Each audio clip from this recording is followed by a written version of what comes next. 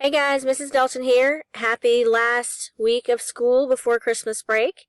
I will not be here the rest of this week. I've got to stay home with my son. They don't want him going to school until after the break.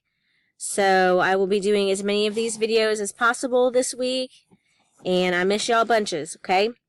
Alright, here we go. The first thing you need today is you need journals and workbooks. So go get them. And if you didn't turn in homework on Friday, or because I told you homework was due today, don't forget to turn it in today. I will be coming up in the evenings once my husband gets home and picking up any work so that I can be grading those and stuff. Okay?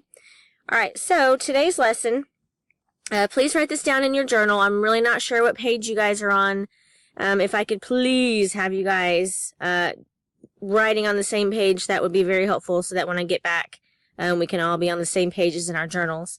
We've got two easy targets today. We are in lesson 12.1. Our first target is distinguish between expressions and equations. So we're going to determine what's the difference between the two. And we're going to write one variable, one-step equations to represent situations. Okay, and so we actually got two verbs there, okay? All right, so I just want to emphasize we are only writing equations today, and you'll see why I'm saying that. Okay, so the first thing I want you to remember is that an expression does not have an equal sign. For example, 2 plus 6, that is an expression. 3x minus 5, that's an expression, okay? An equation is a statement showing that two numbers or expressions are equal, such as 4 plus 3 equals 7. An equation has an equal sign, okay? And you guys have already got this in your journals, but I just wanted you to be reminded. All right, here we go.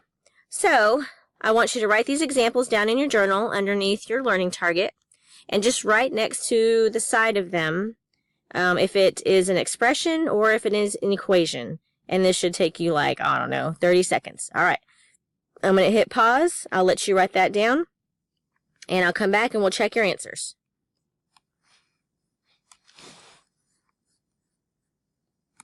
Okay, so I hope that was super easy for you. Letter A, 5x minus 9. I hope you wrote down that that was an expression.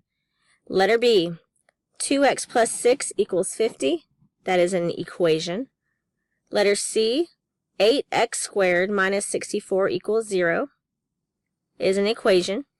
And then letter D, 90 times 3a plus 2b minus c is an expression. Ding, ding, ding. I hope you got 100 on that one. Okay, next part of our lesson is super easy. The next part is to write an equation to represent this situation, okay? So I do want you to write an equation. Go ahead and write this part down. Write an equation to represent the situation. And I want you to write this down. What number do you add to 15 to get 23? And I know a bunch of you are shouting out loud, it's 8! Okay, well, yes, it's 8, but that is not what the focus is of today's lesson. Today we are just writing equations that match the given situation, okay? So the first thing you want to do is write a verbal model. That means I'm just going to say, okay, a number plus 15 equals 23, okay? That's what this situation is asking for. Next, we're going to define our variable or variables for any unknown quantities. So in this case, a number is going to be represented with the variable n. So let n equal a number. And then we're going to write an equation using a variable for any unknown quantity. And so here is our final goal of today. We're just going to write n plus 15 equals 23. Okay, and that's it. So you're thinking, duh, Ms. Dalton, that's super easy, and I know the answer is 8. Yes, that's exactly right. But remember, our goal is to write equations to represent situations today, okay? So I'll go back to this slide. If you want to push pause so that you've got your 3 super easy steps down, I'll push pause too. Once everybody's ready to go ahead and hit play and we'll finish up. Okay, guys, now I want you to try a couple on your own. Remember, we are just writing equations today. We're not solving them, even though for the most part these guys are pretty easy. Remember that the first step is to write a verbal model. Next, define your variable or variables for unknown quantities, and then write an equation using a variable for any quantity. Okay, so on this guy, letter A, go ahead and give these guys a try. What number do you add to 86 to get 95? And letter B, what number do you multiply 7 by to get 56? Go ahead and try on your own. I'll give you about, I don't know, a minute or two. Go ahead and hit pause, and we'll check and see if you did good. See you in a minute. Okay, so for the first one, letter A, I hope you wrote your verbal model of a number plus 86 equals 95. I think this is my final answer. Let me go ahead and move that real quick. Okay, so on this first one, a number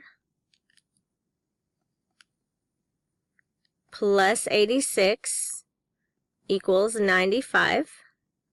Okay, in my case, I let n equal a number. Sorry, I got a little lazy cakes there with the hashtag. And then my final equation is n plus 86 equals 95. Okay, remember, we're not solving.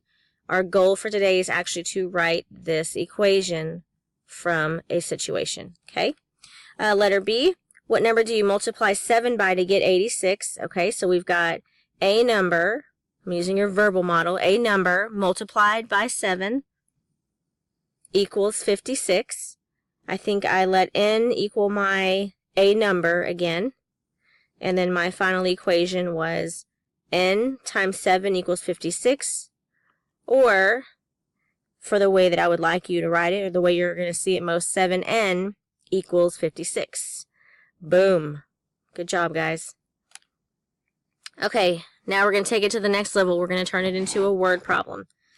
Madison and Shelby went out to lunch. The bill for their lunches came to $18.94. Madison knows that her lunch cost $9.72. How much did Shelby's lunch cost? Okay, so I'm going to go ahead and let you guys try this one on your own. The only thing different is that now it's a word problem, but still the same model. We're going to write an equation that matches this situation. Go ahead and pause. I'll pause too. I'll come back and check on you, see if you got the right answer. Alright guys, hope that didn't take very long. Remember, your first step is to write a verbal model. My verbal model says that a number plus 9.72 equals 18.94. Next, define your variables for unknown quantities. This time, I let C equal a number. I think I picked C because it was cost. You might have picked a different variable, and that's okay as long as you've got your variable defined. And then finally, the equation that matches this situation is C plus 9.72 equals 18.94, okay? And I know some of you are out there and you solve for C. That's good, but remember, that's not today's goal. I'm not sure if we're going to do that later on this week or when we get back. Okay, so easy peas, right? Super easy lesson. Now we're going to go to get some practice with today's super easy skill. You guys are going to go to page 151 in your workbook. You guys are going to complete Check Your Understanding, and then you're going to complete the lesson 12-1 practice. Altogether, this is items 5 through 20. So basically, it's the whole page, but it's super easy. When you are done, or actually, once you do this now before you forget, put your first and last name at the top of the page. And when you are done, or if you want to tear it out first, just make sure you carefully tear it out and turn it in when you're done. Now, if you don't get done and the bell rings, go ahead and tear it out carefully and turn it in anyway. Okay? Any questions, just ask, and I will talk to y'all soon. Have a great day.